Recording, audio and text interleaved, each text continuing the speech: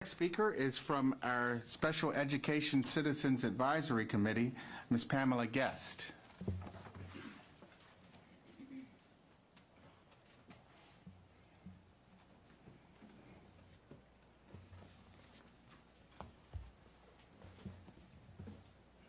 Good evening. Good evening. As we approach Dyslexia Awareness Month in October, I wanted to commend BCPS for the swift attention to matters related to dyslexia and literacy in the past 9 months. I also wanted to remind you how delayed identification and the absence of evidence-based interventions can impact the lives of students who struggle with reading. These students, who by all other means may appear to be of typical aptitude, are easy to overlook and are often assumed to be not trying hard enough by teachers and administrators who are not properly trained to identify characteristics of the neurodiversity that causes them to struggle to process the materials as others do. That's why early screening and formal assessments are so important. Research shows that 95% of students who are identified with a need and get interventions beginning in kindergarten and first grade can be brought up to grade during elementary school and may complete their educations with the same opportunities as their neurotypical peers.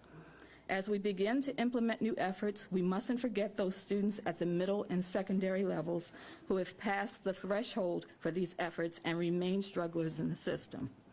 You may remember my son Dane, whose dyslexia was overlooked until a few months before graduation. He has learned to compensate for many of his challenges, but there is no compensation for the missed opportunities caused by his education gaps and reading struggles. Although he receives additional services, the efforts are at best a hit or miss, and I see him slowly losing interest in an intervention method that was designed to address the needs and interest levels of youngsters. His challenges limit his job prospects and have impacted his confidence. He is working for a home improvement firm and comes home each day worn and nicked from the physically demanding work, respectful work, but not what he had envisioned for his career path. While he is determined to be successful, he is also frustrated that the opportunities to pursue his professional interests may be jeopardized by his challenges. I remain determined that he will not end up on the unfortunate side of a statistic that indicates that young men like him will join 70% of the prison population that is functionally illiterate. In my new role as Vice Chair of CCAC and the Communications Director for DDMD, I hear a range of stories about confusion, misguidance, and inconsistency across the system. We are anxiously awaiting the release of the Technical Assistant Bulletin from the Dyslexia Task Force.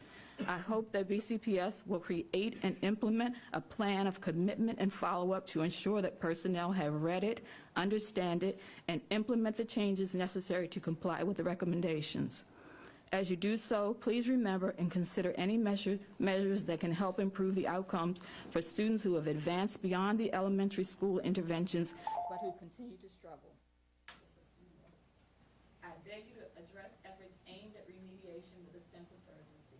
We need teachers trained to be effective educators of these students, resources in place to help them learn, universal accommodations and modifications for students who need them, and information campaigns that result in informed teachers, staff, and parents. Bright young people who happen to learn differently may be at stake. Thank you, Ms. Guest.